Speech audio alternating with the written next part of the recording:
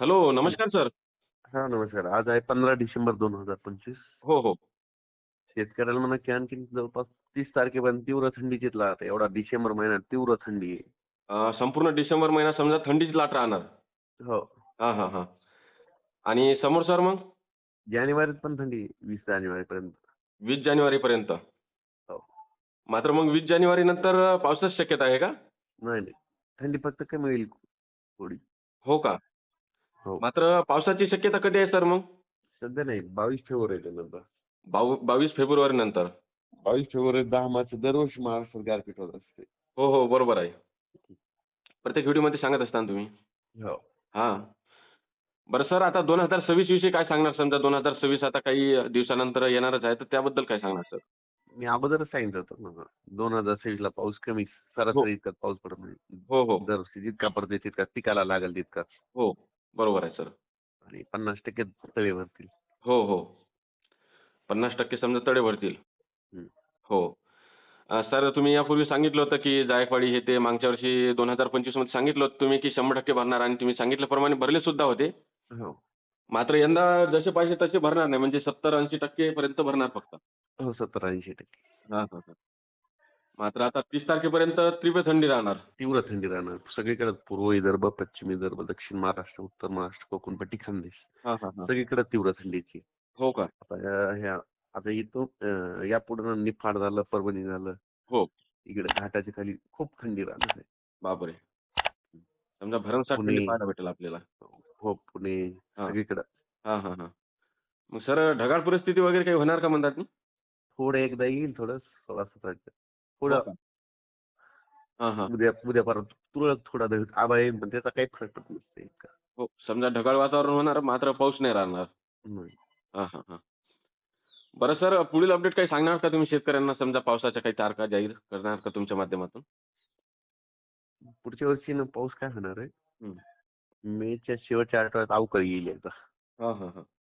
जून 7-8 जूनच्या दरम्यान एकदा पाऊस पडेल. महाराष्ट्रात काही शेतकऱ्याच्या कापसाच्या लागवडीला फायदा हां. होईल. हां, हां, हां. त्याच्यानंतर 21 जूनला जे पाऊस येईल, हो. 15-16 ला पण येईल थोडाफार. हां, हां. पण 21 जून ते 29 जूनच्या दरम्यान पेरणी लागवडी होतील. हो का? आणि त्याच्यातून राहिलेले 10 जुलै ते 15 जुलै म्हणजे सगळेच हं, हं, हं. करून होऊन जाते सगळं. हो का? 10 जुलै. हो. समजा 10 जुलैनंतर सबनाच्या पेरण्या 10 जुलैच्या आत सबनाच्या पेरण्या होऊन जाणार. 15 जुलैच्या आत सगळ्यांच्या पेरण्या होऊन जातील पुढच्या वर्षी. हो का? हो. हां, हां. बरं सर, काही जणांच्या माध्यमातून तर असं सुद्धा सांगण्यात येत आहे, की 2026 मध्ये दुष्काळ राहणार. तर तुम्हाला मी की खूप दिवसापासून तुम्हाला सांगितलं 50 वर्षापासून सांगितलं होतं मी.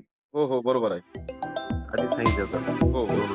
24-25 जास्त पाऊस राहील, 26 कमी राहील. बरोबर आहे. 27-28 खूप राहील, 2029 कमी राहील. 30-31 जास्त राहील, 32 कमी राहील. 33-34 खूप राहील, 35 कमी राहील. बरोबर आहे. 36-37 जास्त 38 कमी. 45-46 जास्त 41 कमी.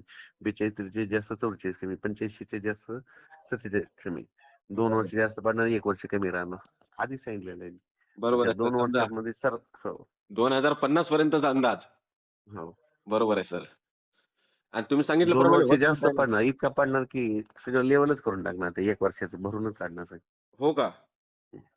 समजा आता 2026 मध्ये मग कमी पाऊस राहणार आणि 27-28 मध्ये जास्त राहणार.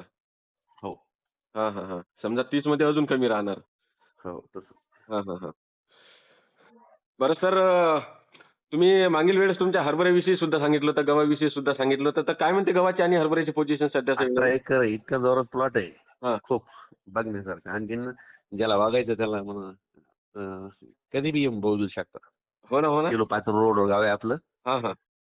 एक मुद्दाम कोरडवाहू प्लॉट केलेला आहे तिथं रोड टच देऊळगाव पाठीपाशी एक हो. हां, शेत. हां. तर तिथं 2 एकर असा कोरडवाहूच आहे. हो का? ते आताच त्याला 38-36 दिवस झालेत. बापरे! आता अंतर मिळेल आणि 8 दिवसात त्याचं. हां, हां, हां, हां.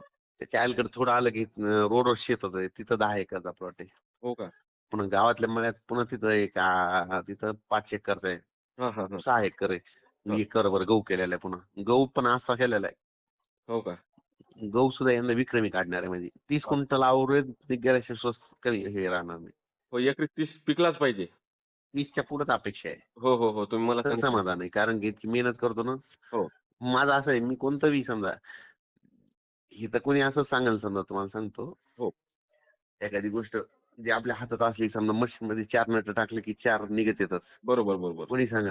पण जे निसर्गाच्या भरवशावर येणार त्या पिकाला आणून दाखवायची धमक पाहिजे. नाही, नाही. ते तर आहेच मग. बरोबर आहे. ती हा बरोबर आहे सर. तर बरं तितकी धमक लागते. हो. बरं सर तुम्ही गव्हाला आता काही मग खत वगैरे काही दिलं का समजा? दिलेलं ना. सुरुवातीलाच काय केलं 2 बॅग 10-20 टाकल्या होत्या हो. आणि पोटॅश पेरणी यंत्रातून जात नाही वरून फेकला. हो का? आता परत झिंक सल्फेट हे फेकणार आहे परत. हां, हां, हां. पुन्हा एकदा खत देणार आहे. आज बरं. आज पाणी दिलंय त्याला फवारणी करून घ्यायची. हो. तणनाशकाची. कशामुळं की तणनाशकाची फवारणी करायच्या अगोदर ओलं रान पाहिजे. हां, हां. बरोबर आहे. आजच फवारणी करणार आहे. हो. आणि सर तुम्ही सांगितल्याप्रमाणे मी एकरी 75 किलो पेरला आपला गहू. आता त्याला काय करा संख्या वाढली ना. हो, संख्या वाढली खूपच संख्या आहे. आता मग त्याला अन्न वाढवा ना त्याला. त्याच्यासाठीच मी तुम्हाला कॉल केला होता, की आता याला काय नियोजन करायचं बा समोरचं? आता किती दिवस झाले त्याला? आता बघा ना 15 दिवसच्या जवळपास होते आल्यात आपल्याला. 21 दिवसाला पहिलं पाणी द्यावं लागेल ना. हो, मग ते पहिलं पाणी दिल्याच्या नंतर काय काय एकदा तणनाशक मारून घ्या. हो. तणनाशक मारल्याच्या नंतर दुसऱ्या पाण्याला पुन्हा एकदा मिश्र खत फेका. बरं. बघा तुम्हाला सुद्धा नाही आवरेज झालं काय म्हणायचं. बरं, बरं, बरं. आणि तेव्हा काय करा एकदा फवारणी सुद्धा करा. हां. एखादं कीटकनाशक साधं एक हो, बुरशीनाशक एक घ्या. हो. हो. बरं सर मिश्र खत कोणतं घ्यायचं मग? 15-15 टाकलं जमतंय. 15-15. हं. बरं, बरं, बरं, बरं. तर ओके, ओके. धन्यवाद सर. तुम्ही शेतकऱ्यांनी एक महत्त्वपूर्ण आणि डिटेलमध्ये माहिती दिल्याबद्दल. ठीक. हो, हो.